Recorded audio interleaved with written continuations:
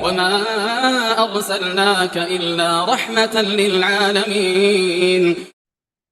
Pertanyaan selanjutnya. Assalamualaikum warahmatullahi wabarakatuh. Waalaikumsalam warahmatullahi wabarakatuh. Izin bertanya, jika kita melihat seorang salah dalam melakukan gerakan sholat, sujud seperti binatang, apakah kita wajib mengingatkan sholatnya, khawatir tersinggung? Jazakallahu khair. Baik, ketika kita melihat orang, apapun bentuk kesalahannya, Nabi SAW mengatakan, man ra'a minkum munkara falyughayyirhu biyadihi. Kalau kamu lihat orang berbuat kemungkaran, kesalahan, kekeliruan, maka ingatkan dengan tangan. Ya, kalau emang kita ini nggak khawatir dia marah, nggak khawatir orang itu anak kita, gitu. Maka pas dia salah, misalnya tangannya itu nempel ke ini, langsung kita pegang, kita angkat gitu tangannya. Itu dengan tangan. Kalau emang kita nggak khawatir dia marah, nggak khawatir dia ngamuk, mukul apa segala macam. Tapi kalau kita khawatir, fabilisani kata Nabi. Nah, dengan mulut, caranya gimana? Tunggu sholat selesai. Atau pas sholat dia masih sholat, kita bisikin, mas, tangannya dinaikin. Misal dia sholat sunnah, sama-sama sholat wajib, kita lihat sebelah kita kayak gitu, terus kita ngomong, mas, tangannya dinaikin. Ya, ini ya sholat kita batal jadinya kan. Jadi setelah selesai sholat kita kasih tahu gitu kan, kalau tangannya dinaikin. Gitu.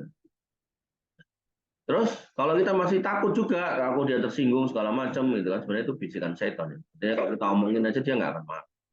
Kalau marah ya sebenarnya ini. Selama kita nggak ngomongnya udah dengan baik loh ya, dengan cara yang baik. Nah kalau tetap kita khawatir segala macam, fabi kolbi, maka dengan hati kita tahu itu salah, kita nggak senang dia melakukan kesalahan, kita benci kesalahannya, wadalika ataful iman, itu iman yang paling rendah. Saya masih ingat dulu umroh itu membawa paman dari istri saya, sholat di sebelah saya gitu. Dia selalu waktu itu tuh sholatnya tuh sering duluin imam gitu. Imamnya belum takbir dia udah rukuk dan seterusnya. Terus di sebelah dia itu ada anak muda. Anak mudanya ngomong ke apa namanya ke paman istri saya itu. Yang inti omongannya pakai bahasa Arab ini. Bahwasanya kamu sholat nggak boleh mendahului imam. Dan anak muda itu dalil inamal imam ini maju ilal imam muliuk tama. Imam itu dijadikan imam karena harus diikuti, bukan kamu duluin gitu kan. Nah karena si paman ini nggak paham bahasa Arab, dia nanya sama saya, "Ki wong ki ngomong apa toh?"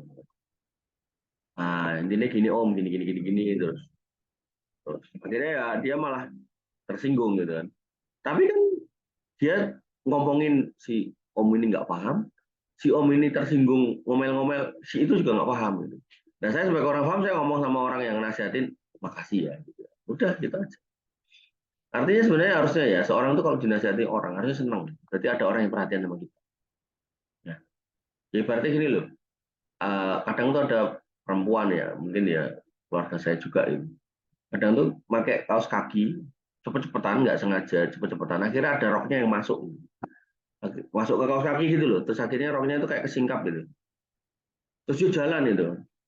Ada dua tipe kalau orang. Yang satu dia nasihatin, Mbak atau Bu, itu bajunya masuk ke rok gitu. Ada yang satu cuman ngetawain dok kayak dulu. Mau rotok setting, masuk kelambi dilebok ke rok.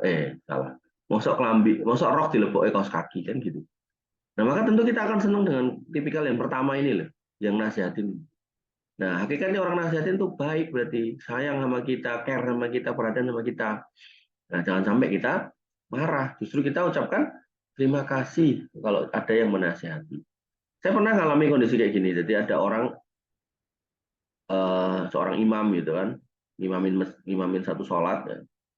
Kebetulan saya bermakmum di situ ketika ngantar istri saya periksa gigi gitu kan, waktu masuk masjid, waktu sholat saya sholat situ di masjid itu, kemudian imamnya membaca dalam Al-Quran wasjud waqtorib gitu, wasjud waqtorib gitu.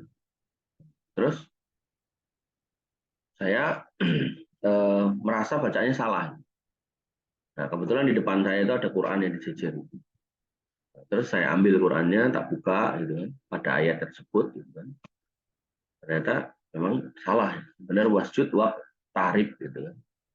Nah, begitu udah selesai gitu kan, saya minta izin sama yang bersangkutan, begitu udah pada wirid, udah mulai sepi, saya minta izin sama yang bersangkutan.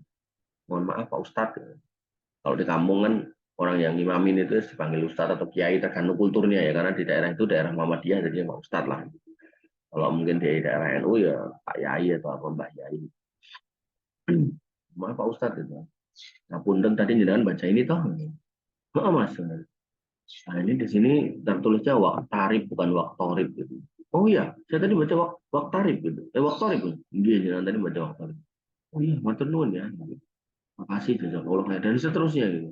Artinya ketika ketika apa namanya? Kita menyampaikan sesuatu yang menurut sebagian orang itu mengkhawatirkan dia akan marah, tapi kita sampaikan dengan cara yang baik, empat mata, ya, maka orang itu akan terima gitu. Tapi kalau kita sampaikan dengan teriak-teriak dan kita pengen dipuji orang, harus dilihat orang, gitu, ya tentu yang kita kasih masukan ini dia malu, pada akhirnya dia akan menutup rasa malunya itu dengan marah. Makanya di dalam Islam, ketika kita menasihati pemimpin, kita nggak senang sama lurah kita, sama RT kita, RW kita, presiden kita, maka kata Nabi SAW, ambil tangannya, ajak ngobrol empat mata. Sampaikan unek-unekmu empat mata. Gitu. Kalau dia dengarkan, itu yang kita harapkan. Kalau kemudian nggak dengarkan, ya kembali kepada dia dosanya. Kok kemudian sudah digitukan, kita empat mata, kalau dia tetap marah dan kamu dibunuh, maka kata Nabi SAW, kamu akan menjadi pemimpinnya orang-orang mati syahid di surga. Itu orang yang mati syahid yang paling bagus itu adalah orang yang menasihati pemimpin dengan diam-diam dan pemimpinnya nggak terima dan kemudian dibunuh. Nah, nasihati lo ya. Tapi kalau kemudian kamu empat mata datangi pemimpin, kemudian di depan-depan gini mau caci maki dasar kamu presiden ini begitu gak jelas dan dia tersinggung, itu bukan nasihati, itu namanya maki-maki.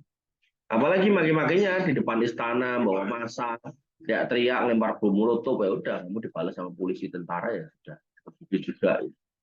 Ya, jadi dalam Islam itu makanya demonstrasi itu bukan perkara yang ma'ruf, bukan perkara yang baik gitu kan.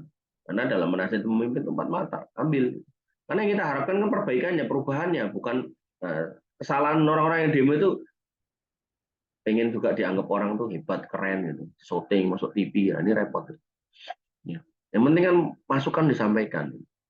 Wallahu ta'ala.